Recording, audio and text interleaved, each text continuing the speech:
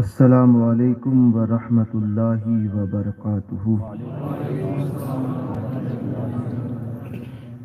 درود پاک کا نذرانہ پیش کریں، پڑھیں اللہم صلی علی سیدنا و مولانا محمد معدن الجود والکرم وآلہ و اصحابہ اجمعین وبارک وسلم۔ منقبت کے چند اشعار میرے ساتھ مل کر پڑھیں۔ صلی اللہ علیہ یا رسول اللہ وسلم علیک یا حبیب اللہ۔ تیری سرکار میں لاتا ہے رضا اس کو شفیع، جو میرا غوث ہے اور لاڈیلا بیٹا تیرا۔ صلی اللہ علیہ یا رسول اللہ وسلم علیہ۔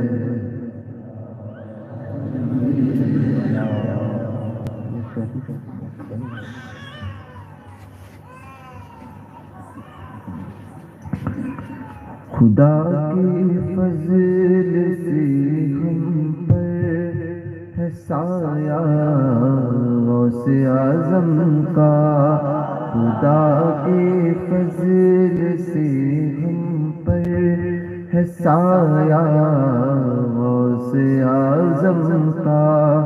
ہمیں دونوں جہاں میں ہے سہارا غوث اعظم کا، ہمیں دونوں جہاں میں ہے سہارا غوث اعظم کا۔ مریدی لا تخف کہہ کر تسلی دی غلاموں کو، مریدی لا تخف کہہ کر تسلی دی غلاموں کو، قیامت تک رہی بے خوف بندہ غوث اعظم کا، قیامت تک رہے بے خوف بندہ۔ ہماری لاج جس کے ہاتھ ہے بغداد والے کے، ہماری لاج کس کے ہاتھ ہے بغداد والے کے۔ مصیبت ڈال دینا کام کس کا غوث اعظم کا، مصیبت ڈال دینا کام کس کا غوث اعظم کا۔ خدا کے فضل سے ہم پر ہے سایہ غوث اعظم کا، گئے ایک وقت میں 70 مریدوں کے یہاں آقا، گئے ایک وقت میں 70 مریدوں کے یہاں آقا۔ سمجھ میں آ نہیں سکتا معمہ غوث اعظم کا، سمجھ میں سجدہ معمہ غوث اعظم کا۔ ہمیں دونوں جہاں میں ہے سہارا غوث اعظم کا، جو اپنے کو کرے میرا مریدوں میں وہ داخل ہے، جو اپنے کو کرے میرا مریدوں میں وہ داخل ہے۔ یہ فرمایا ہوا ہے میرے آقا غوث اعظم کا یہ فرمایا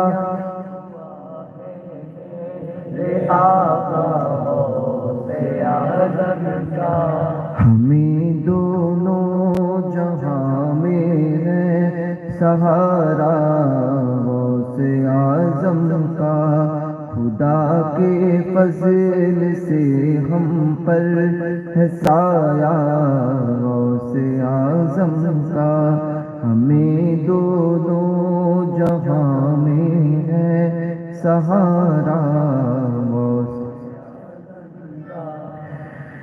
عطا کی ہے بلندی حق نے اہل اللہ کے جھنڈوں کو عطا کی ہے بلندی حق نے اہل اللہ کے جھنڈوں کو مگر سب سے کیا اونچا فریا غوث اعظم کا مگر سب سے کیا اونچا فریرا غوث اعظم کا خدا بندہ دعا مقبول کر ہم روسیاؤں کی خدا بندہ دعا مقبول کر ہم روسیاؤں کی گناہوں کو ہمارے بخش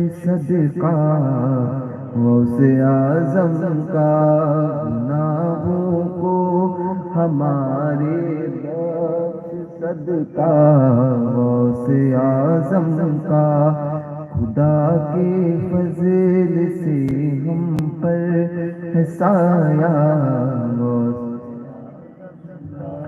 جمیل قادری سوجا سے قربان اپنے مرشد پر جمیل قادری سوجا سے قربان اعلی حضرت پر بنایا جس نے ہم جیسوں کو بندہ غوث اعظم کا بنایا جس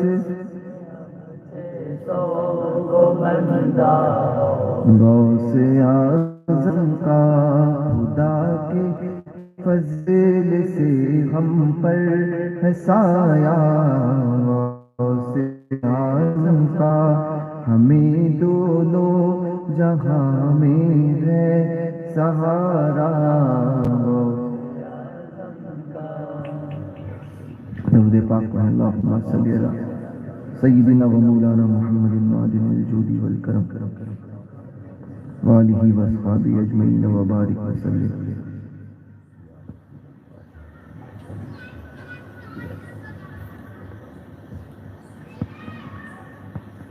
قرآن مجید فرقان حمید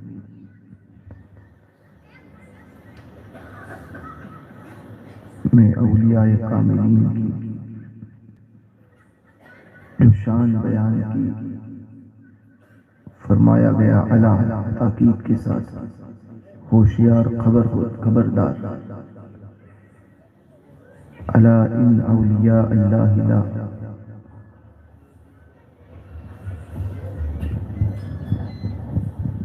لا ان اولیاء اللہ لا خوف علیہم ولا هم یحزنون بے شک اللہ کے ولیوں کو نہ کوئی خوف ہے نہ کوئی غم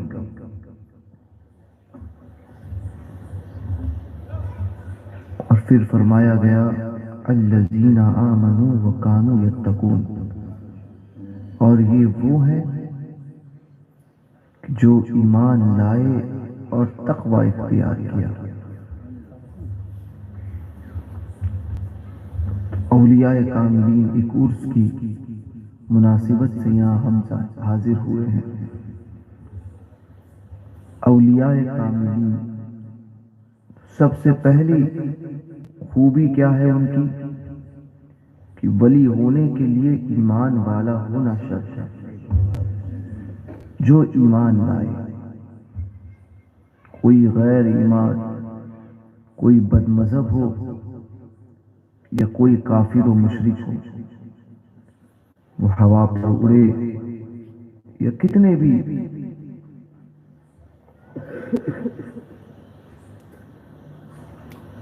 ایسے معاملات کرے جو عقل سے باہر ہو، اس کو ولی نہیں کہا جا سکتا، اس لیے کیونکہ قرآن نے اس بات کو ظاہر کر دیا کہ ولی ہونے کے لیے ایمان شرط ہے۔ ایمان سب سے پہلے اس کی خوبی ایمان، اور پھر ایمان لائے تو فرمایا گیا ایمان لانے کے بعد میں کیا، کہ یہ نہیں کہ اعلانیہ گناہ کبیرہ کا مرتکب ہو، فاسی کے معلن نہ ہو، بلکہ آج لوگ ولی ایسے اس کو سمجھتے ہیں جو خلاف شرع کام کرے، 10 انگوٹھیاں پہن لی، غیر شرعی باتیں کہی، اور کچھ اول فول بکے، داڑھی کو نکال دیا، نمازوں کو ترک کیا، تو لوگ سمجھتے ہیں کہ نہیں یہ بہت پہنچا ہوا ہے۔ تو قرآن مقدس مجاز دے رہا ہے، فرمایا گیا الذین آمنوا وکانوا یتقون، کہ ولی کون، جو ایمان لائے، اور پھر ان کی شان بیان کی گئی کہ تقوی اختیار کیا۔ تقوی کے متعلق امام غزالی رضی اللہ تعالیٰ عنہ ارشاد فرماتے ہیں، تقوی کس چیز کا نام ہے؟ امام غزالی فرماتے ہیں تقوی کی شان یہ ہے، اور تقوی کی ڈیفینیشن یہ ہے، اس کی ویاخیا یہ ہے کہ تقوی اس چیز کو کہتے ہیں کہ جس چیز میں شبہہ پیدا ہو جائے، اس چیز سے بھی بچنا۔ مثال کے طور پر مائک ہے، ٹھیک ہے، ایک گروہ کہتا ہے کہ اس پر نماز ہو جاتی ہے، اور ایک علماء کا گروہ طبقہ جو اکابرین، جس میں حضور مفتی اعظم، حضور محدث اعظم جیسی بڑی بڑی شخصیات ہیں کہ جن کے علم و فضل کے آگے آج کے کسی عالم کی کوئی حیثیت نہیں، ایسے بزرگوں نے فرمایا کہ اس پر نماز نہیں ہوتی، نماز نہیں ہوتی، اور ایک کہتا ہے ہو جاتی ہے۔ بہرکیف یہ ایک مختلفی مسئلہ بن گیا۔ اب امام غزالی کو سمجھو، امام غزالی فرماتے ہیں کہ شبہہ تو پیدا ہوا، شبہہ پیدا ہوا کہ ہوتی ہے یا نہیں ہوتی۔ اب جن کے نزدیک جو یہ کہتے ہیں کہ اس پر ہو جاتی ہے، وہ اس بات کے قائل ہیں کہ اس کے بغیر تو نماز ہوتی ہے، وہ بھی اس بات کے قائل ہیں۔ جو کہتے ہیں کہ اس پر نماز ہو جاتی ہے مائک پر، وہ بھی اس بات کو مانتے ہیں کہ بغیر نماز کے تو نماز ہو ہی جاتی ہے، بغیر مائک کے، ٹھیک ہے، بغیر مائک کے نماز ہو ہی جاتی ہے۔ امام غزالی فرماتے ہیں شبہہ پیدا ہوا، ہوتی ہے یا نہیں ہوتی؟ امام غزالی فرماتے ہیں تقوی اس چیز کا نام ہے کہ اب اس شبہے سے بھی بچا جائے، اس شبہے سے بچا جائے، اسی کا نام تقوی ہے، کہ جس چیز میں شبہہ پیدا ہو جائے، امام غزالی فرماتے ہیں اس کو ترک کر کے بزرگوں کی روش کو اختیار کرنا ہی تقوی ہے۔ یہ ایک عام مثال ہے تقوی کی، کہ کسی چیز میں مثال کے طور پر ایک گلاس آپ کو کسی نے شربت پیش کیا، شربت پیش کیا، یا آپ نے کہیں بازار میں گئے، شربت آپ کے پاس آئے، شربت پینا فی نفسی ہی جائز ہے نا، شربت ہے خالص، جائز ہے، مگر اور آپ کو پیش کیا گیا، آپ کے پاس آیا وہ، اب اس آنے کے بعد میں اس شربت میں آپ کے دل میں یہ شبہ پیدا ہو گیا کہ یا اللہ، کیا یہ شربت جس دکان سے میں نے خریدا ہے یا جس دکان سے، تو کیا اس نے کوئی ایسی چیز تو نہیں ملا دی جو خلاف شرع ہو، شریعت میں ناجائز و حرام ہو؟ مثال کے طور پر حضور مفتی اعظم کافر کی دکان سے مٹھائی لینے سے منع فرماتے تھے، فرماتے تھے فاتحہ کے لیے کسی مسلمان کی دکان سے مٹھائی لیا کرو۔ تو میں نے یہ بات سنتے تھے ہم، جبکہ آپ نے لی اور فاتحہ دلائی تو فاتحہ ہو جائے گی، مگر حضور مفتی اعظم سختی سے منع فرماتے تھے۔ وجہ کیا ہے؟ تو ہم نے ابھی چند دن پہلے یہ سنتے تھے مفتی اعظم کا، چند دن پہلے ہم نے 40 گاؤں میں دیکھا، مہاراشٹر میں 40 گاؤں، حضرت موسیٰ قادری کے دیار میں ہم نے دیکھا کہ ایک کافر کی مٹھائی کی دکان ہے، اس دکان میں وہی مادر کفار کا پیشاب چھڑک رہا ہے پورے مٹھائیوں میں۔ پتا چلا بچنا کتنا ضروری ہے۔ تو ہمارے پاس وہ شربت آیا، ہمارے دل میں یہ خیال آیا کہ اگر کوئی اس میں ایسی شے ملی ہوئی ہو کہ جس سے نشہ ہوتا ہو، صرف دل میں خیال پیدا ہوا، تو کیا یہ میرے لیے پینا کیسا رہے؟ بس جبکہ حکم شرع یہ ہے کہ آپ کی تحقیق نہیں ہے تب تک آپ کے لیے وہ جائز ہے، مگر تقوی اس چیز کا نام ہے کہ شبہ پیدا ہوا اس کو ترک کر دو۔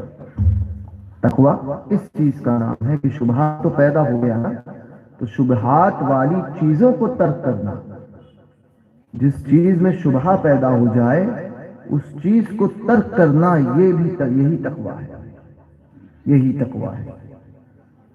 تقوی، متقی، یہ اولیاء کاملین کی شان ہے، وہ متقی ہوتے ہیں۔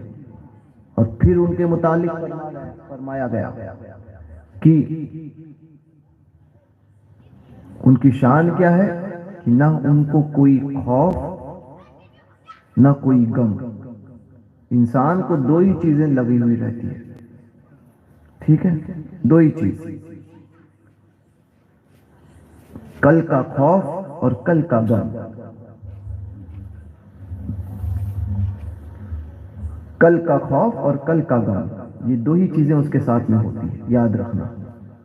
اب آپ کہیں گے کل تو یاد رکھیے دونوں کل میں فرق ہے، جو بیتا وہ کل اور جو آئے گا وہ کل۔ جو بیتا اس کل کا اسے غم ہوئی، ان دونوں چیزوں سے اللہ تبارک و تعالیٰ انہیں محفوظ کرتا ہے، نہ انہیں کل کا خوف ہوتا ہے نہ آنے والے کل کا غم ہوتا ہے۔ وہ جیتے ہیں حاضر میں، وہ یہ سوچتے ہیں کہ جو بیتا وہ بھی رب کی مرضی، جو آئے گا وہ بھی رب کی مرضی، اسی لیے انہیں کوئی خوف نہیں ہوتا، اور جسے خوف ہو وہ ولی نہیں۔ قرآن فرما رہا ہے جسے خوف ہو وہ ولی نہیں، جسے غم ہو وہ ولی نہیں۔ ولی تو وہ ہے جو خوف اور غم سے پاک ہو جائے، خوف اور غم سے پاک ہو جائے۔ اولیاء کاملین کے تصرفات، ان کی شان اتنی بلند و بالا ہے کہ کوئی ان کی شان کو سمجھ نہیں سکتا۔ اللہ تبارک و تعالیٰ نے وہ اختیار عطا فرمایا۔ آج کل معاملات چلتے ہیں نا، جیسے ہم کسی کو بھی سمجھتے ہیں، راستے میں کوئی چل رہا ہے، ہم نے دیکھ لیا کہ پٹے ہوئے لباس ہے اور بال بکھرے ہوئے ہیں، ہم سمجھتے ہیں کہ کوئی اللہ کا ولی ہی جا رہا ہے، اور پھر لوگ اس کے پیچھے چلتے ہیں، اور پھر وہ چلم پہ چلم جلاتا ہے، اور پھر وہ پیتے رہتا ہے، لوگ سمجھتے ہیں کہ بڑا پہنچا ہوا۔ تو یاد رکھنا، اور اس سے بات چیت کی جائے تو بات چیت بھی کرتا ہے، کھاتا پیتا بھی ہے۔ یہ شان اس کی ہے جو جس پر شریعت کا قلم اٹھا دیا گیا۔ حدیث پاک میں آیا 3 شخص ان پر شریعت کا قلم نہیں ہے۔ ایک سونے والا جب تک جاگتا نہیں، سونے والا جب تک جاگتا نہیں اس پر شریعت کا قلم ہٹا دیا گیا۔ دوسرا کہ نابالغ بچہ جب تک کہ بالغ نہیں ہوتا اس پر شریعت کا حکم نہیں، قلم اٹھا دیا گیا۔ تیسرا مجنون یعنی پاگل، اور جذبی کیفیت میں مجذوب بھی اسی کیفیت میں آتا ہے کہ اس کا دماغ جو ہے وہ کھو گیا ہوتا ہے تجلیات الہی میں، مگر وہ ایسے ہوتے ہیں، اعلیٰ حضرت سرکار نے ایسوں سے 4 قدم دوری اختیار کرنے کا حکم فرمایا کہ ان کی زبان اللہ کی بارگاہ میں اتنی مقبول ہوتی ہے کہ جو کہہ دے وہ اسی وقت قبول ہو جائے۔ احمد آباد کی سرزمین پر ایک بزرگ تھے جن کا نام فتاوی رضویہ شریف میں اعلیٰ حضرت نے ان کا ذکر کیا ہے، جن کا نام تھا حضرت موسیٰ سہاگ رحمۃ اللہ تعالی علیہ۔ زنانہ لباس پہنتے تھے، زنانہ لباس، عورتوں والا لباس، اور ہاتھوں میں ایسی چوڑیاں ہوتی تھیں، سہاگ ہوتا ہے چوڑیاں، تو وہ چوڑیاں پہنتے تھے ہاتھوں میں، ہری اور لال چوڑیاں دونوں ہاتھوں میں، لمبے لمبے بال، پراگندہ لباس ہوتا تھا، اور اسی حال میں اپنی جذبی کیفیت میں رہتے تھے، کیونکہ شریعت فرماتی ہے کہ جو مجذوب ہوتا ہے نا، جس پر شریعت، اس سے شریعت کا قلم ہٹ گیا، تو ان کی پہچان کیا ایسے بزرگوں کی جس سے شریعت کا قلم ہٹا دیا گیا؟ فرماتے ہیں ان کے سامنے کوئی آپ حکم شرع رکھ دو، یہ اور بات ہے کسی وجہ سے وہ عمل نہ کر پائے، فرمایا گیا کہ وہ کبھی اس کا انکار نہیں کریں گے، شریعت کی مخالفت نہیں کریں گے، یہ ان اولیاء کاملین کی پہچان ہے۔ یہ اور بات ہے کہ تجلیات الہی میں گم ہونے کی وجہ سے ان کا خود کا عمل اس پر نہیں ہوتا، مگر مخالفت نہیں کریں گے۔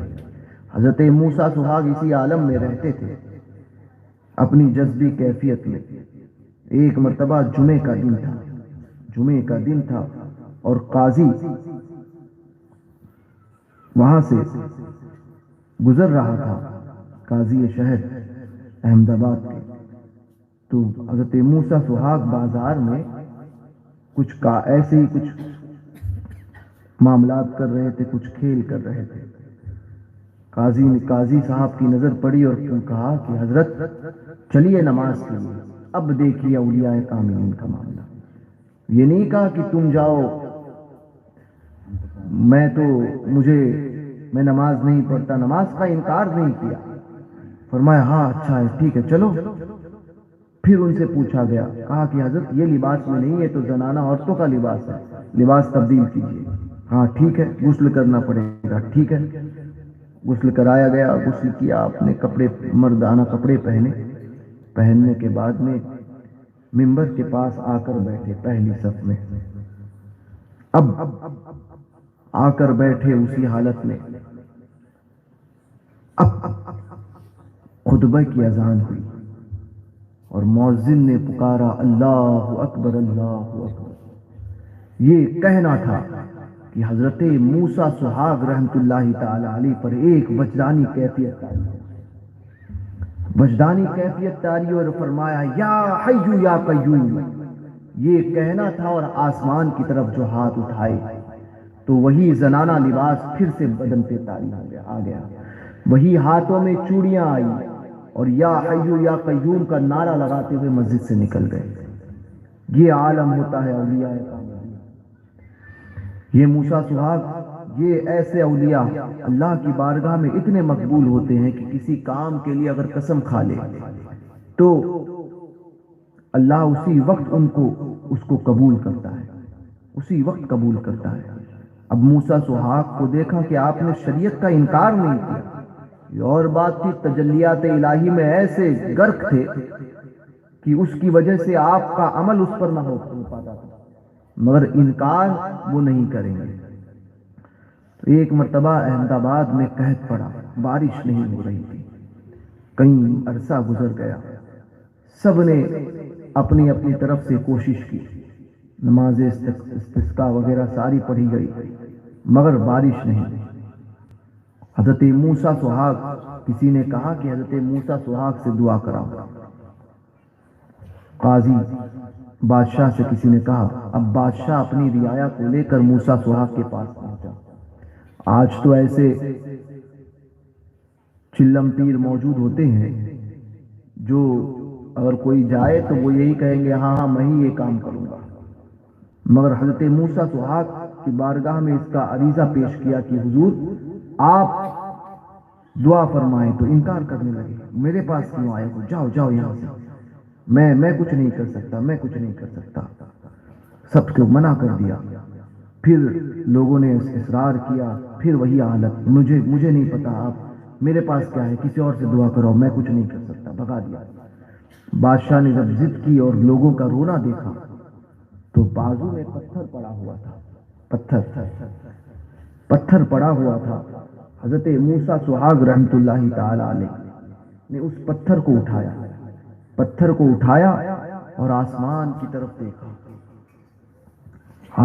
طرف دیکھا، اور چوڑیاں ایسی ہاتھوں کو ایسے ہوا میں اٹھایا، فضا میں اٹھایا، اور پھر آسمان کی طرف دیکھ کر فرماتے ہیں، بارش بھیج ورنہ سحاق توڑتا ہوں، بارش بھیج ورنہ سحاق توڑتا ہوں، بارش بھیج ورنہ سحاق توڑتا ہوں۔ فرماتے ہیں یہ کہنا تھا کہ چاروں طرف سے بادل پوری اس احمد آباد کی سرزمین کو بادلوں نے گھیرا، اور ایسی بارش، ایسی موسلادھار بارش، صرف ایک لفظ کے ساتھ، بارش بھیج ورنہ سحاق توڑتا ہوں۔ تو یہ ہوتے ہیں اولیاء کاملین، کہ اللہ کی بارگاہ میں کسی بات پر قسم کھا لے تو اللہ اس کی بات کو رد نہیں فرماتا، یہ ان کا اللہ کی بارگاہ میں مقام اور مرتبہ ہوتا ہے۔ حضرت مجاہد ملت رحمت اللہ تعالی علیہ، آپ نے نام سنا ہے نا، مولانا حبیب الرحمن رئیس اڑیسہ رحمت اللہ تعالی علیہ، حضور مجاہد ملت، یہ حجت الاسلام اعلی حضرت کے بڑے صاحبزادے کے مرید تھے اور خلیفہ بھی تھے، اور حضور شیخ المشائخ سرکار سیدنا سید علی حسین اشرفی میاں رحمت اللہ تعالی علیہ کے بھی وہ خلیفہ تھے، حضور مجاہد ملت۔ جب جامعہ نعیمیہ میں آپ پڑھانے لگے، کچھ سال پڑھا اور کچھ سال پڑھایا، پڑھانے کے دوران ایک گاؤں میں کہیں دعوت میں بچوں کو لے کر آپ پہنچے تھے مدرسے کے، اور دوسرے دن پھر مدرسہ تھا اور بارش ہو گئی، بارش ہوئی اور باڑھ آئی، دوسرے دن مدرسے میں پہنچنا تھا، بچوں نے عرض کی حضور اب تو کیسے جائیں گے، پانی باڑھ آ گئی، اب جانا بھی ضرور تھا۔ تو حضرت مختصر میں بیان کر رہا ہوں، حضرت مجاہد ملت، جوانی کا عالم، سامنے پانی ہو اور آدمی کو کہیں کہ پار کریں تو کیسے پار کریں، وہ بھی پانی باڑھ کی شکل میں ہو، کہ پانی باڑھ کی طاقت جو ہے وہ عام پانیوں سے زیادہ ہوتی ہے، بہتا ہوتا ہے اور تیزی سے بہتا ہے، سمجھے، اور باڑھ تو سمجھتے ہیں نا، ندی نہیں آتی ہے، بلکہ وہ پانی اس کی لیول سے کہیں زیادہ اونچا ہوتا ہے، تب باڑھ کہتے ہیں اس کو۔ تو حضرت مجاہد ملت نے فرمایا جانا تو ہے، یہ کہہ کے انہوں نے کہا کہ آپ لوگ میں سے ایک میرا ہاتھ پکڑے اور ہر ایک دوسرے کا ہاتھ پکڑے۔ 4 شاگرد تھے، اس میں سے ایک نے کہا میں تو آپ ہی کا پکڑوں گا، 2 نے آپ کا پکڑا، ہے نا. اور پھر دو نے ان جنہوں نے ان کا ہاتھ پکڑا تھا ان کا پکڑا. اب مجاہد ملت نے بسم اللہ کہہ کر پانی پہ قدم رکھا. پانی میں قدم رکھا تو پہلے پانی تو اتنا، پھر اتنا، پھر کمر تک پانی. اب ساتھ والے بچے سمجھنے لگے کہ اب تو حضرت نے ڈبا دیا. سمجھے؟ پہلے گھٹنے سے نیچے، پھر اس سے اوپر، پھر کمر سے اوپر. اب سمجھے کہ چوتھے قدم میں تو حضرت ڈبا دیں گے. حضور مجاہد ملت نے چوتھا قدم رکھا. پتہ نہیں کیا ہوا، تھوڑی دیر میں اس باڑ سے باہر نکل گئے. دوسرے دن جامعہ نعیمیہ، یعنی چوتھے قدم میں وہ کہاں تھے وہ کوئی نہیں جانتا. 3 قدم میں باڑ کو پار کیا. اب جیسے ہی پہنچے صدر الافاضل کو، حضرت نعیم الدین مراد آبادی رحمت اللہ تعالی علیہ کی بارگاہ میں بچوں نے کہا کہ حضور ایسے ایسے معاملات ہوئے. تو حضور صدر الافاضل نے فرمایا تھا کہ حبیب الرحمان نے جس طرح سے آج تم چاروں کو پانی سے نکالا ہے، نہ جانے قیامت میں کتنوں کو پار کر دے گا، کتنوں کو پار کر دے گا.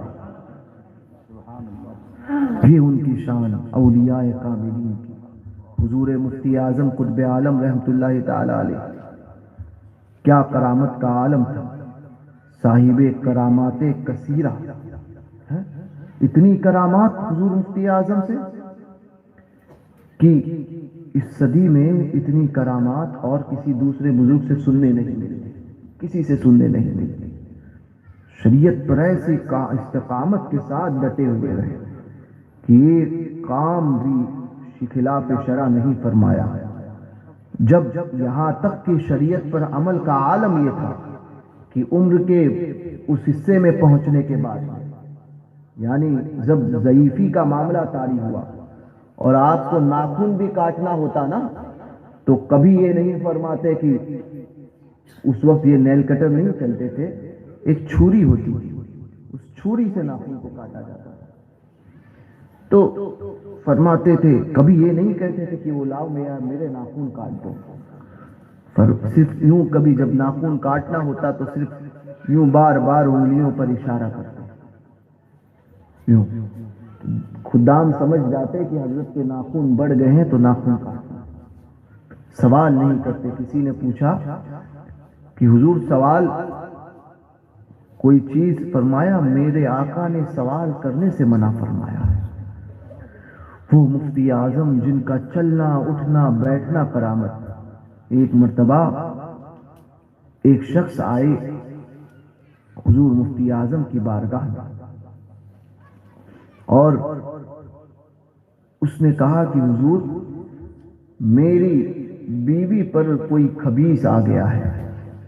اور وہ کہتا ہے، کیا کہتا ہے؟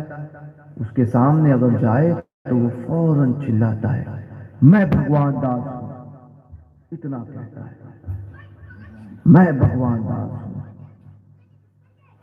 اور کئیوں کو کئی لوگ پکڑنے کے باوجود بھی وہ قابو میں نہیں آتے. وہ یہی کہتا ہے. حضرت سے کہا گیا حضور کرم فرمائیے. حضور مفتی اعظم نے فرمایا معاذ اللہ معاذ اللہ، نہ جانے کیسے کیسے معاملات ہوتے ہیں، اللہ کی پناہ. 2 کروڑ لاہور. یہ کہہ کر حضور مفتی اعظم نے کہا کہ اچھا اس کو پردے کی آڑ میں لاؤ، پردہ کرا کر لاؤ. تو پردہ کرایا گیا اور پردہ ڈال کر پردے کی آڑ میں حضرت کے سامنے کی طرف اسے بٹھایا گیا پردے میں. اب حضور مفتی اعظم رحمت اللہ تعالی علیہ دیکھو اولیاء کاملین کی شان. الا ان اولیاء اللہ لا خوف علیہم ولا هم يحزنون. کوئی خوف نہیں اور کوئی غم نہیں. ہمارے سامنے آ کر اگر کوئی اول فول بات بک جائے تو ہم وہاں سے چھوڑ کر بھاگیں. ٹھیک ہے؟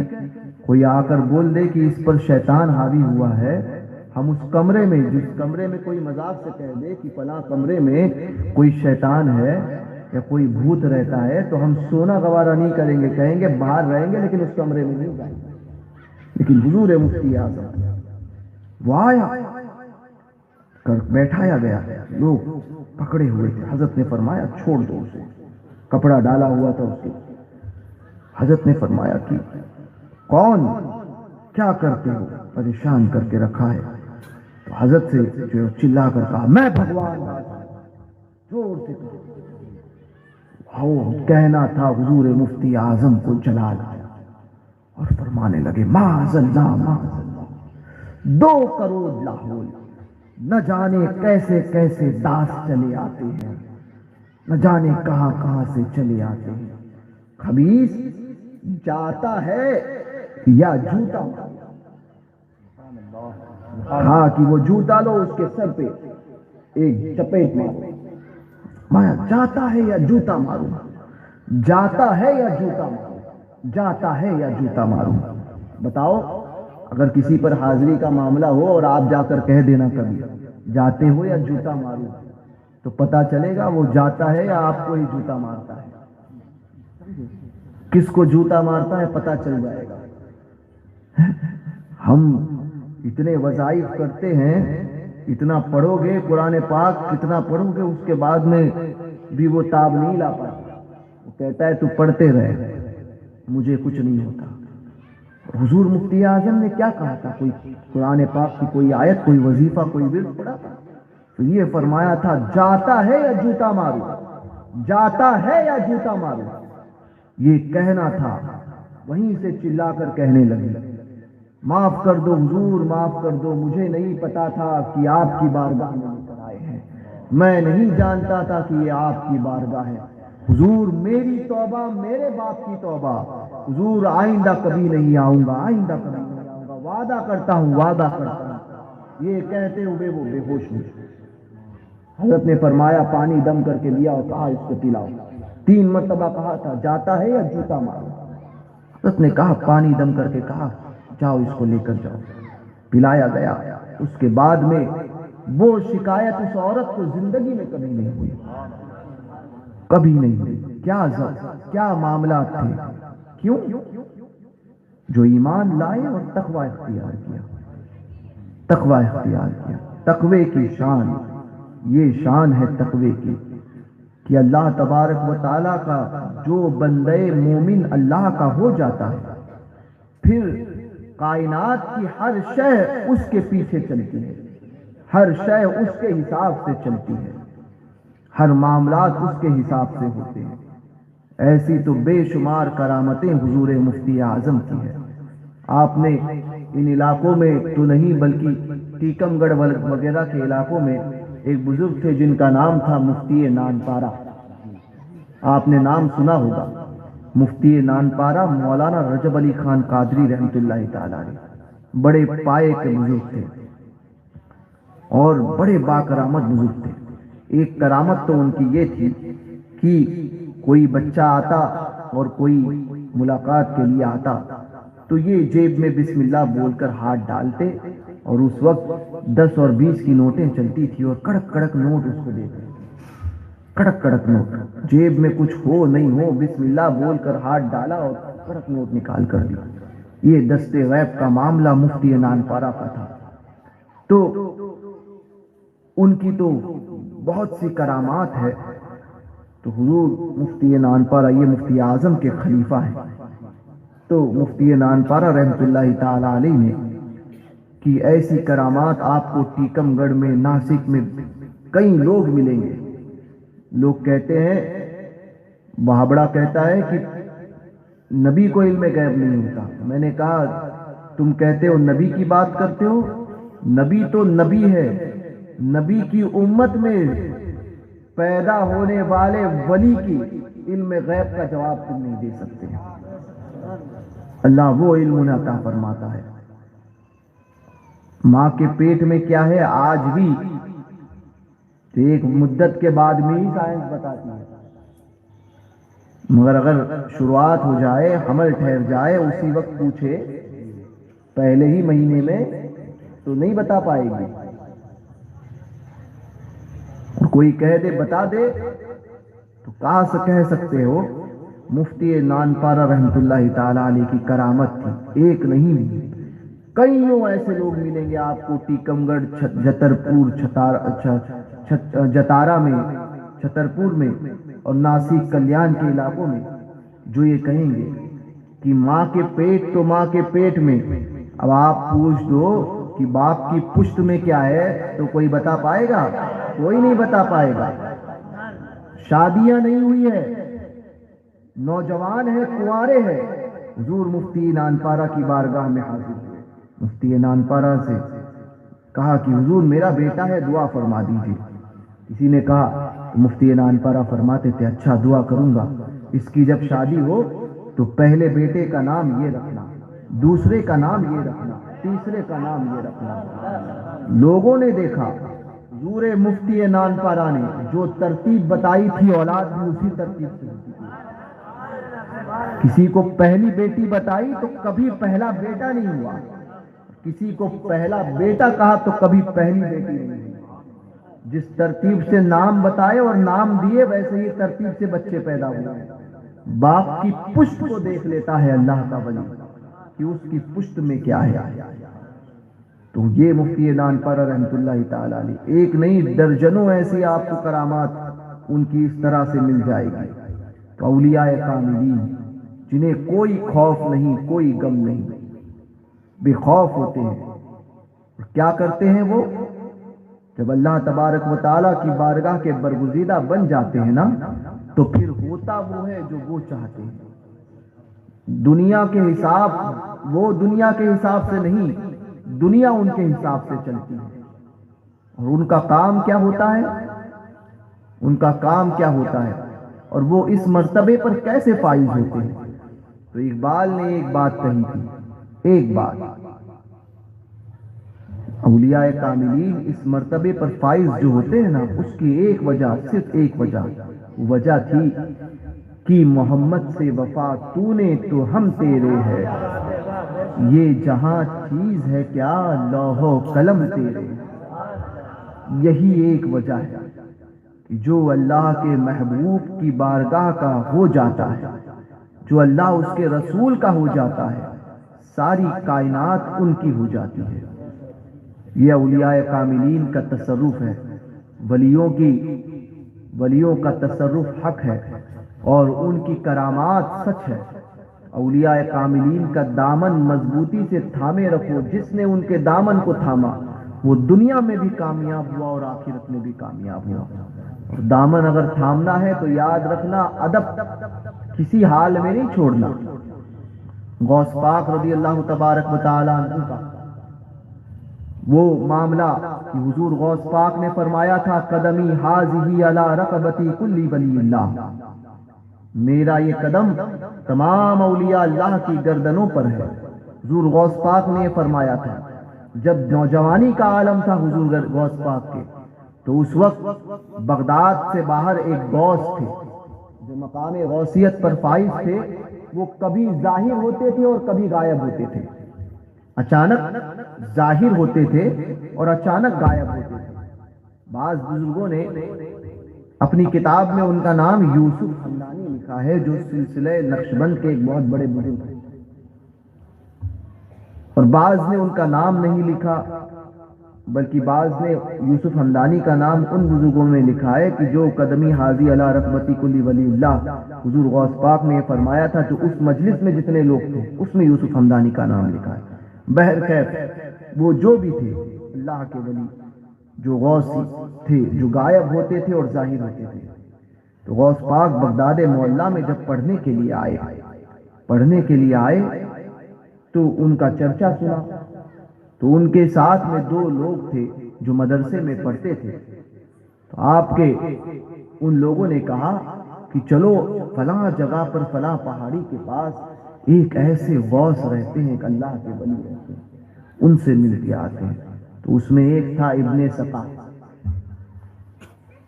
یا ابن سقا، تو ابن سقا نے یہ کہا کہ میں جا رہا ہوں میں تو ان سے ایسا سوال کروں گا کہ جس کا جواب ہی ان کو نہیں آتا، ایسا سوال میں ان سے پوچھوں گا کہ جس کا جواب وہ دے ہی نہیں پائیں گے، ابن سقا نے فرمایا۔ اور دوسرا تھا عبداللہ نے کہا نہ میں یہ نہیں کروں گا کہ ایسا سوال کہ جس کا جواب نہ دے پائے، میں ان سے کوئی ایسا سوال کروں گا کہ دیکھوں گا کہ اس کا جواب وہ کیا دیتے ہیں، اس کا جواب وہ کیا دیتے ہیں، ایسا سوال کروں گا۔ تیسرے حضور غوث پاک تھے، غوث پاک نے فرمایا معاذ اللہ، میں نہ ان سے کوئی سوال ایسا کروں گا کہ جس کا جواب ان کو نہ آتا ہو، نہ ان سے ایسا سوال کروں گا کہ دیکھوں گا کہ وہ کیا جواب دیتے ہیں۔ غوث پاک فرماتے ہیں میں تو صرف اور صرف ان کی زیارت کی خاطر جا رہا ہوں تاکہ ان سے فیوز و برکات حاصل کر سکوں، اور کوئی میری منشا نہیں، بس ان سے فیوز برکتوں کو حاصل کرنے کے لیے میں جا رہا ہوں۔ یہ کہہ کے وہ تینوں پہنچے۔ جب اس مجلس میں پہنچے، اس جگہ پر پہنچے، اس غار میں پہنچے، تو وہ اللہ کے ولی وہاں پر موجود نہیں تھے، غائب تھے۔ آپ تینوں بیٹھے، اچانک میں وہ اپنی جگہ پر ظاہر ہو گئے۔ اب سرکار بغداد کھڑے ہو گئے، ظاہر ہوتے کے ساتھ چہرے پر اتنا جلال تھا، ابن سقا کی طرف دیکھا اور پھر فرمایا، ابن سقا نام بھی لیا اور فرمایا تو مجھ سے ایسا سوال کرے گا جس کا جواب مجھے نہیں آتا ہو؟ سن، تیرا سوال یہ تھا اور اس کا جواب یہ ہے۔ فرمایا کہ میں یہ دیکھ رہا ہوں کہ تیرے ارد گرد کفر کی آگ شعلہ زن ہے، تیرے ارد گرد کفر کی آگ شعلہ زن ہے۔ پھر جلال میں دیکھا عبداللہ کی طرف، فرمایا عبداللہ تو یہ کہتا تھا کہ مجھ سے ایسا سوال کرے گا؟ فرمایا کہ تیرے بے ادبی نے تجھے یہاں تک پہنچایا کہ میں تیرے ارد گرد کفر کی آگ کو شعلہ زن دیکھتا ہوں۔ عبداللہ کی طرف دیکھا، پھر فرمایا تو مجھ سے ایسا سوال پوچھے گا کہ میں کیا جواب دیتا ہوں؟ تو سن، تیرا سوال یہ تھا اور تو نے اس کا جواب یہ ہے۔ چونکہ تو نے ابن سقا سے تھوڑی سی کم لیول والی بات کی ہے، گستاخی کی ہے، اسی لیے میں دیکھ رہا ہوں کہ تو دنیا میں ایسا دس جائے گا کہ دنیا تیری کان کی لو تک ہوگی، تو دنیا میں ایسا غرق ہو جائے گا کہ دنیا تیری کان کی لو تک پہنچے گی۔ پھر حضور غوث پاک کی طرف مسکراتے ہوئے دیکھا اور فرمایا کہ اے بیٹا عبدالقادر میرے پاس۔ غوث پاک کو اپنے پاس بلایا اور بٹھایا اور فرمایا کہ عبدالقادر، شیخ عبدالقادر جیلانی، تم نے اپنے ادب سے اللہ اس کے رسول کو راضی کر لیا، تم سب پہ سبقت لے گئے، تم نے راضی کیا اپنے ادب سے اللہ اس کے رسول کو۔ فرماتے ہیں کہ میں یہ دیکھتا ہوں کہ ان قریب بغداد معلیٰ کے منبر پر کھڑے ہو کر تم یہ اعلان فرماؤ گے کہ میرا یہ قدم تمام اولیاء اللہ کی گردنوں پر ہے، اور روئے زمین کے تمام اولیاء اپنی گردنوں کو خم کریں گے۔ فرماتے ہیں جب وہ وقت آئے تو اس سفید ریش بوڑھے کو فراموش نہ کرنا، یہ فرمایا سفید ریش بوڑھے کو فراموش نہ کرنا۔ تو یہ عبداللہ کہتا ہے کہ میرا عالم یہ ہوا کہ فراغت کے بعد تو ہم سب الگ الگ ہو گئے، میرا عالم یہ ہوا کہ مجھے مصر کے یا کہیں کے بادشاہ نے، یمن کے بادشاہ نے علم کلام کے معاملات میں مجھے اپنے قریب کیا، کسی مناظرے میں ابن سقا کو بادشاہ نے، عبداللہ کہتا ہے کہ مجھے معاملات یہ ہوئے کہ میرے علم کی وجہ سے مجھے بادشاہ کا وزیر بنا دیا گیا، وزیر بنا دیا گیا، اور خزانچی جو ہوتا ہے نا وہ معاملات میرے سپرد ہوئے، تو میں پیسوں کے معاملات میں اتنا لگ گیا کہ کانوں تک دنیا میرے کانوں تک آئی، مجھے ہوش ہی نہیں ہوتا تھا، پیسہ دینا لینا یہ وہ، اتنا پیسہ میرے پاس، اسی معاملات میں غرق ہو گیا۔ میں نے کہا ایک دن مجھے خیال آیا کہ میرے متعلق جو پیشن گوئی اس بزرگ نے کی تھی کہ دنیا تیرے کانوں کی لو تک پہنچے گی، تو یہ تو بالکل ہو بہو ویسے ہی پوری ہوئی، تو پھر ابن سقا کا عالم کیا ہوا؟ میں نے یہ کہہ کر پتہ کیا، پتہ چلا کہ ابن سقا علم کلام میں مہارت رکھتا تھا اور بڑے مناظرے کرتا تھا۔ جب ایک شہر میں پہنچا تو وہاں کے بادشاہ کے قریب ہوا جو یہودی تھا۔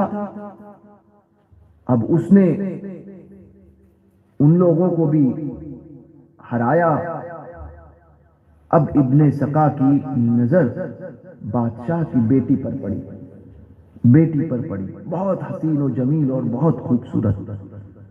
اب اس نے خواہش ظاہر کی کہ مجھے اس سے شادی کرنی ہے، نکاح کرنا۔ تو اس بچی نے، اس لڑکی نے کہا اور بادشاہ نے کہا نکاح کرنے کی ایک ہی صورت ہے، تجھے یہودی ہونا پڑے گا۔ ابن سقا اس پر اتنا عاشق ہو گیا تھا کہ اس کے لیے اس نے دین اسلام کو چھوڑا اور یہودی بن گیا۔ فرماتے ہیں عبداللہ کہ میں نے ابن سقا کے متعلق جو اس بزرگ کی پیشن گوئی تھی کہ میں تیرے ارد گرد کفر کی آگ کو شعلہ زن دیکھتا ہوں، وہ بھی صحیح ہوئی۔ دو پیشن گوئی جو انہوں نے فرمائی تھی وہ ہو بہو ویسی ہی ہوئی جیسے انہوں نے کہا تھا، ایک لفظ بھی آگے پیچھے نہ ہوا۔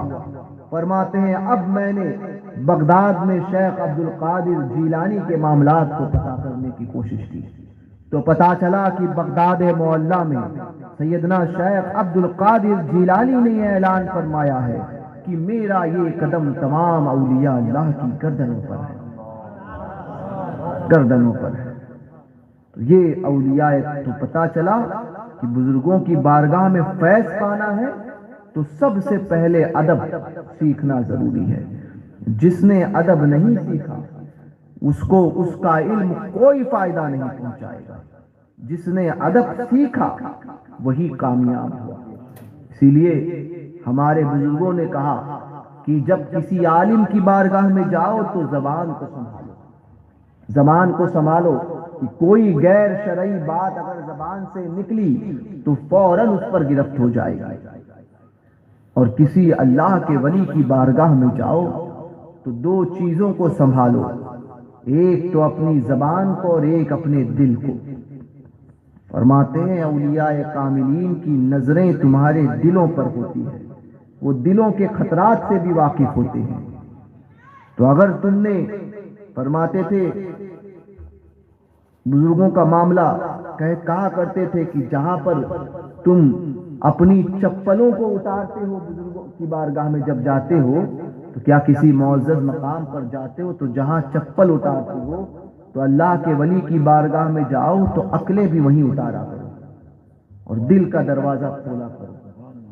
دل کا دروازہ، عقل کے دروازے پر تالا، دل کا دروازہ کھولا کرو، پھر جاؤ تو دیکھو کیسے فیض ملتا ہے۔ تو ادب کا دامن ہمیشہ پکڑ کر رکھو۔ جس نے بزرگوں کی بارگاہ کا ادب کیا وہ کامیاب ہوا، اور جس نے اس ادب کو چھوڑا وہ کچھ نہیں پا سکا۔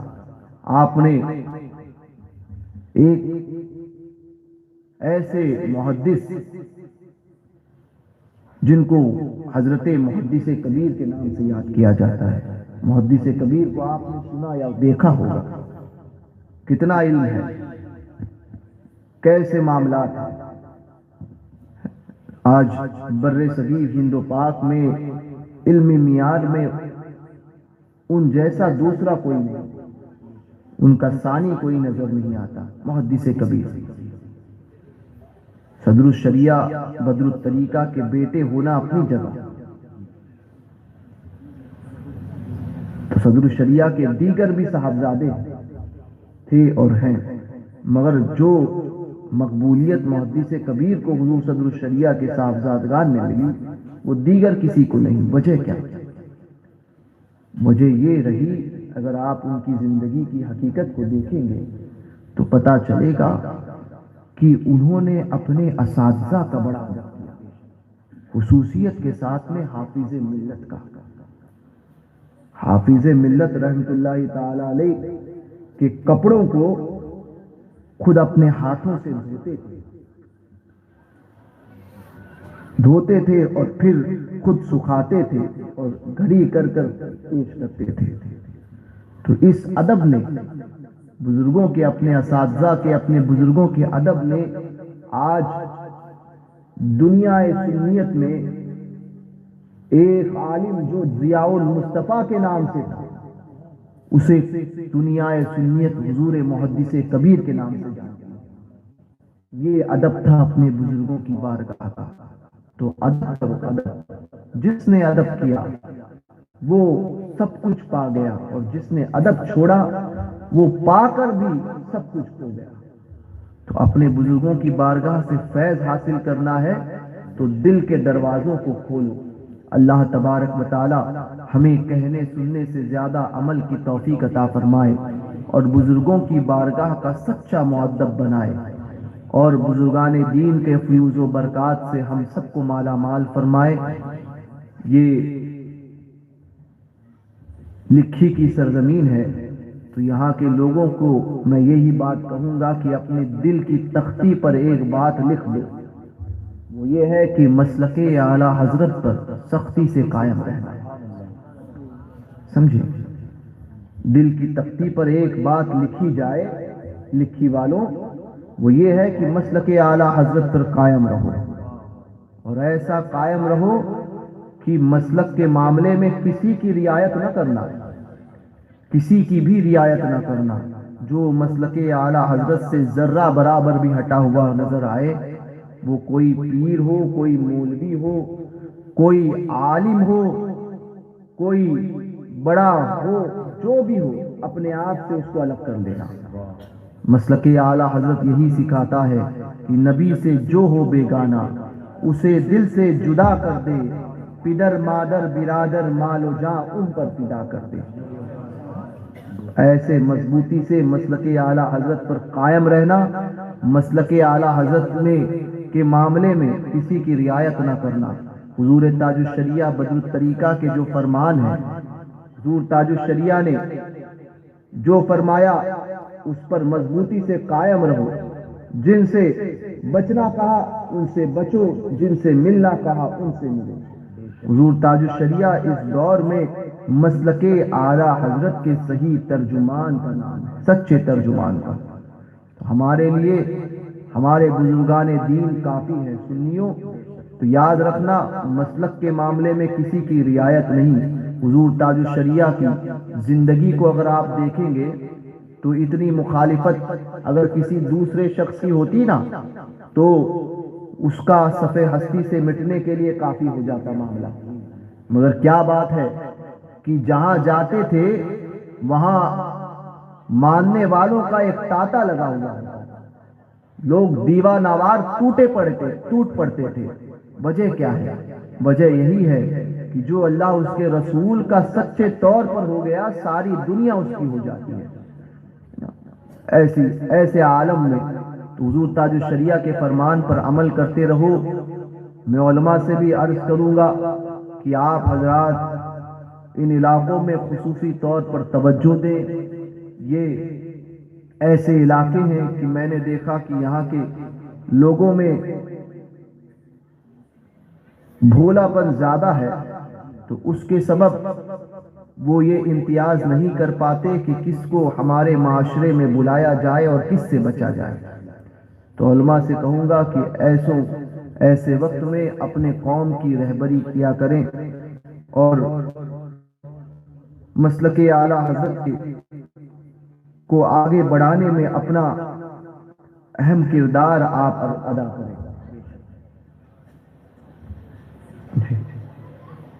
ہو گیا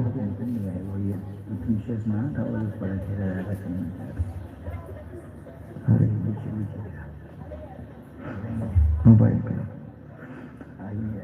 میرا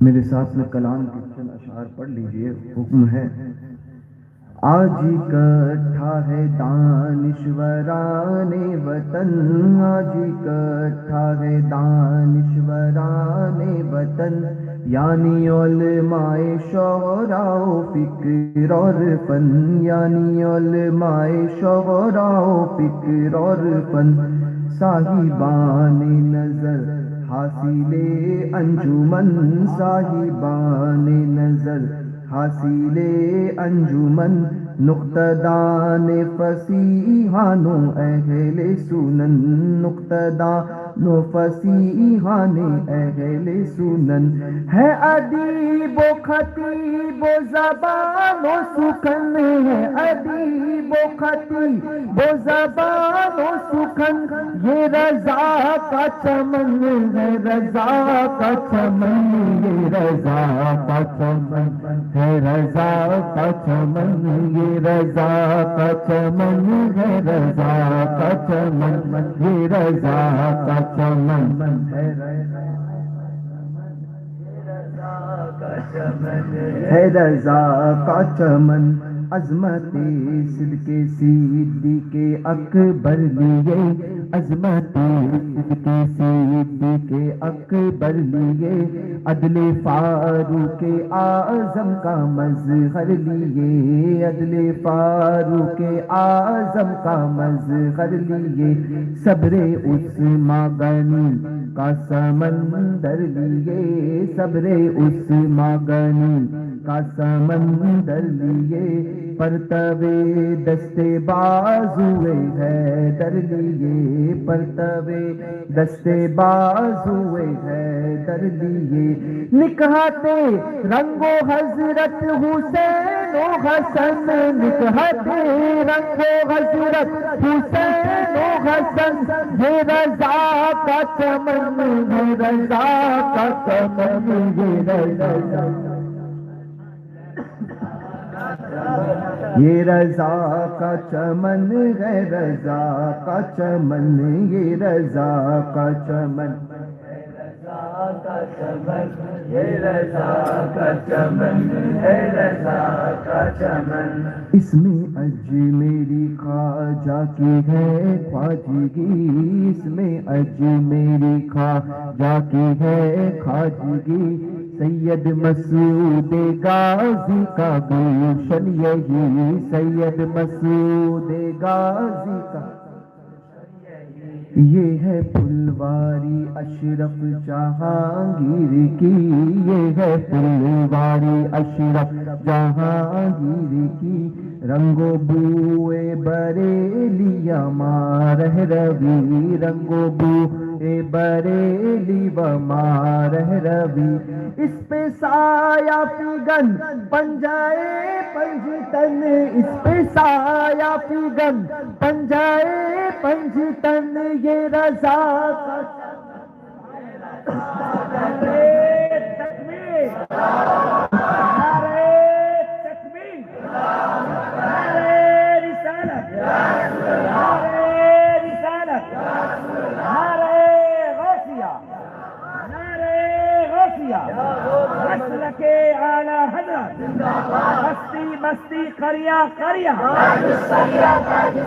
اولاد غوث العظم، شہزادہ غوث اعظم، مخدوم ملت، نعرہ تکبیر، نعرہ رسالت، یہ رضا کا چمن ہے، رضا کا چمن، یہ رضا کا چمن ہے، رضا کا چمن، دیکھو احمد رضا کھا کے نیزے کی مار، دیکھو احمد رضا کھا کے نیزے کی مار، ہو گیا جس سے آدھا کے سینے میں گار، ہو گیا جس سے آدھا کے سینے میں گار، حشمتی شیر بے شے سنت کا وار، حشمتی شیر بے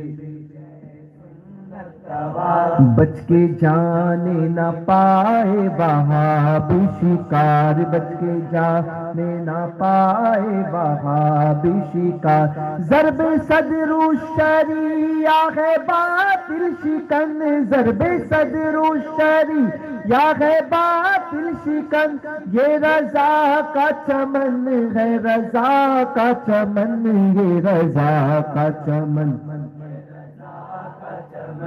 یہ رضا کا چمن، یہ رضا کا چمن، یہ رضا کا چمن ہے، رضا کا چمن، یہ رضا کا چمن، یہ رضا کا چمن، فضل حق خیر آبادی کا اس میں اصول، فضل حق خیر آبادی کا اس میں اصول، اس کے حامی بدایوں کے فضل رسول، فضل حق خیر آبادی کا اس میں اصول، اس کے حامی بدایوں کے فضل رسول، شاہ مارہ روی سید آل رسول، شاہ مارہ روی سید آل رسول، کر لیا پیر نے بھی رضا کو قبول، کر لیا پیر نے بھی رضا، اس لیے اس پہ نازا ہے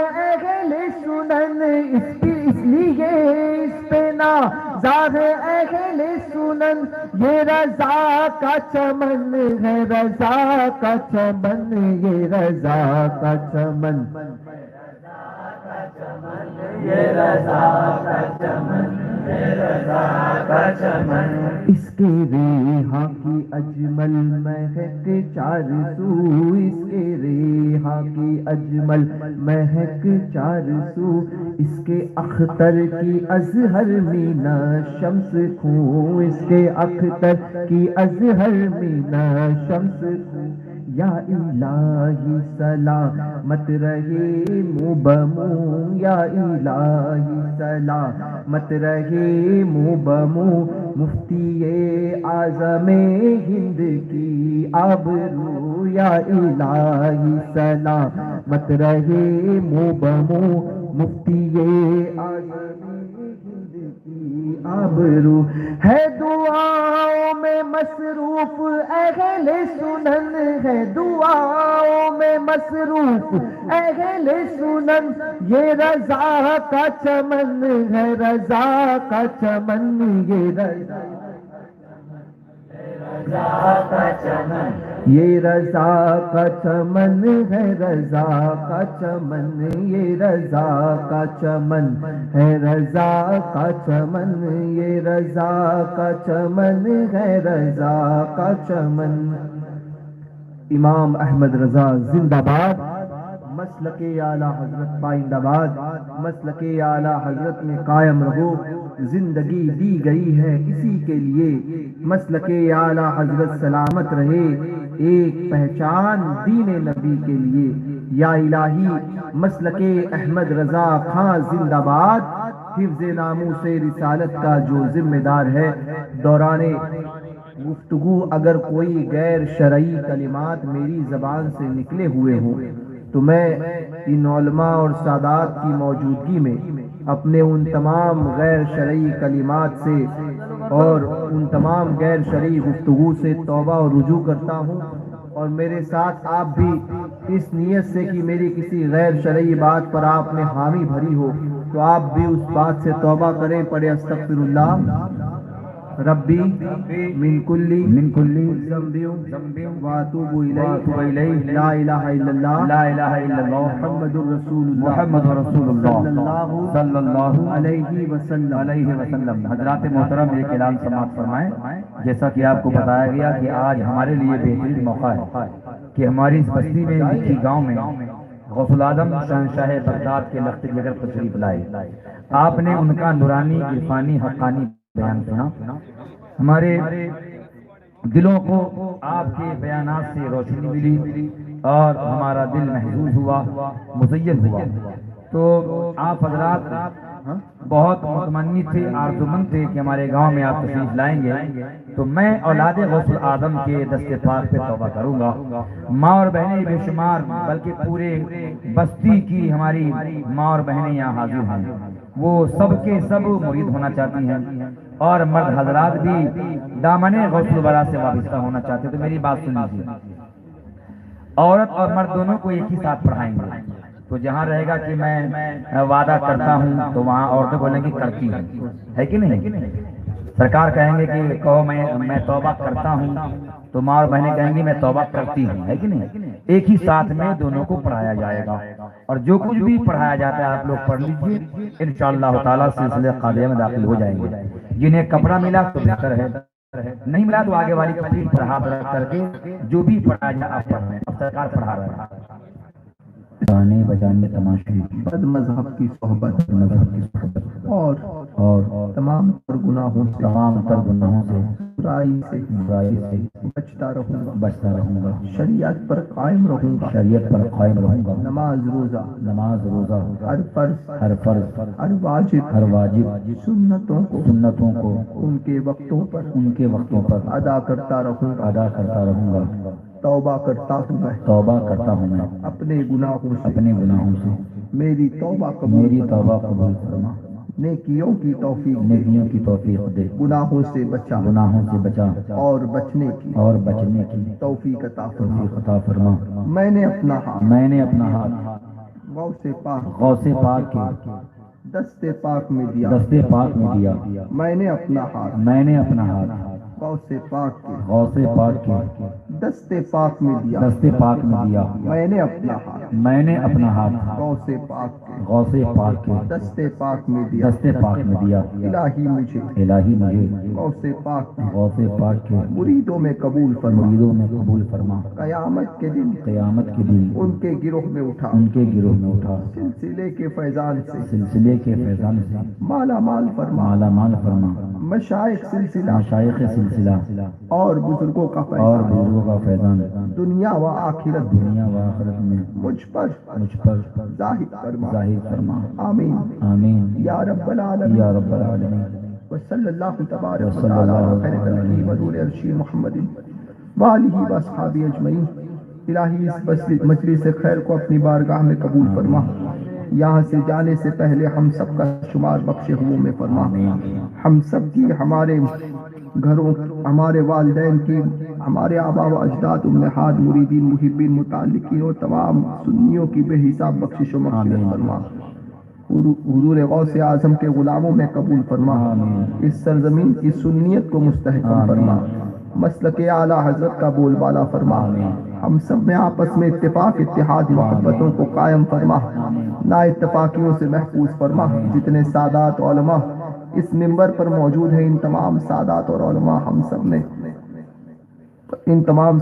علماء میں آپس میں اتفاق، ہم سب میں آپس میں اتفاق، اتحاد، محبتوں کو قائم فرما، نا اتفاقیوں سے محفوظ فرما۔ جتنے سادات اور علماء اس منبر پر موجود ہیں، ان تمام سادات اور علماء کے علم میں، عمر میں، تقوی و طہارت میں، فضل و کمال میں، رزق میں، خلوص میں، جاہ و جلال میں بے پناہ برکتوں کا نزول فرما، اور ان سادات اور علماء کے صدقے میں ہم سب کے علم میں، عمر میں، تقوی و طہارت میں، فضل و کمال میں، رزق میں، خلوص میں، جاہ و جلال میں بے پناہ برکتوں کا نزول فرما دے۔ مسلک اعلیٰ حضرت میں استقامت عطا فرما، مسلمان جہاں کہیں بھی شاد و آباد ہیں، ان کی جان، مال، عزت و آبرو، ایمان و عقیدے کی حفاظت فرما، ہمارے گھر، ہماری خانقاہیں، درگاہیں، مساجد، مدارس، ان سب کی حفاظت فرما۔ جن بزرگ کی بارگاہ کا عرس ہے پروردگار، ان کے فیوز و برکات سے ہم سب کو مالا مال فرما، ان کے درجات کو بے پناہ بلند فرما۔ پروردگار اس بزرگ کے توسل سے ہم سب کو غوث پاک کی پشت پناہی نصیب فرما، غوث پاک کا صدقہ اور اتارہ عطا فرما، سرکاروں کا صدقہ اور اتارہ عطا فرما، سرکاروں کی پشت پناہی نصیب فرما، ظالم حکومت کو اور ظالم حکمرانوں کو ذلیل و رسوا فرما دے۔ پروردگار مسلک کا سچا وفادار بنا، اپنی خفیہ تدبیر سے ہم سب کو اپنی امان عطا فرما۔ جو ہاتھ تیرے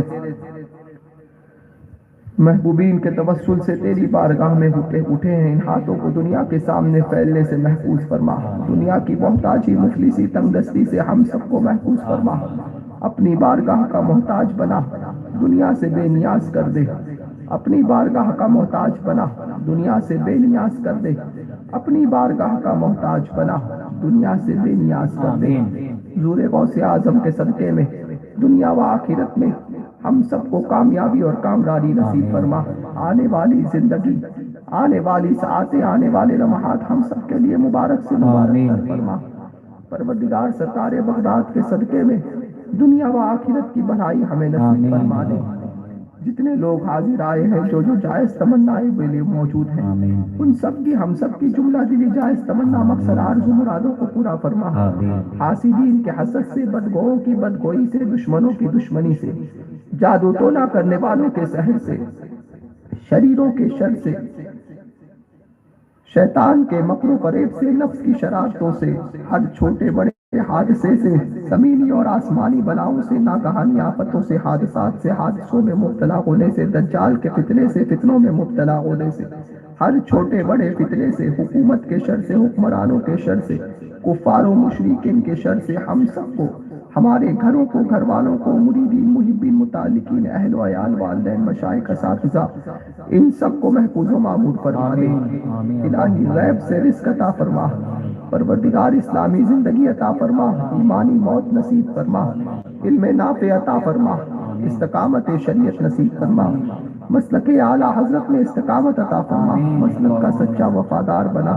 خدایا بحق کے بنی فاطمہ کہ بر قول ایما کنم خاتمہ، اگر دعوتم کر رد کنی ور قبول، منو دست دامان آل رسول، تیرے فضل و کرم سے دور ہو جائے پریشانی، الہی خیر گردانی بحق شاہ جیلانی، تیرے فضل و کرم سے دور ہو جائے پریشانی، الہی خیر گردانی بحق شاہ جیلانی، تیرے فضل و کرم سے دور ہو جائے پریشانی، الہی خیر گردانی بحق شاہ جیلانی۔ اس گاؤں کی سنیت کو مستحکم فرما دے۔ نوجوانوں نے مل کر، یہاں کے احباب نے مل کر، علماء نے مل کر جیلانی مشن کے تحت جو اس بزم کو سجانے میں حصہ لیا ہے، پروردگار دارین کی سعادتوں سے انہیں اور ان کے سب توسل سے ہم سب کو مالا مال فرما۔ حاضرین مجلس اور ہم سب کے خالی دامن کو گوہر مراد دنیا و آخرت کی برکت عطا فرما۔ وصلی اللہ تبارک و تعالی علی خیر خلقہ فنور عرشی محمد و آلہ و اصحابہ۔ ماشاءاللہ بڑے اطمینان سکون سے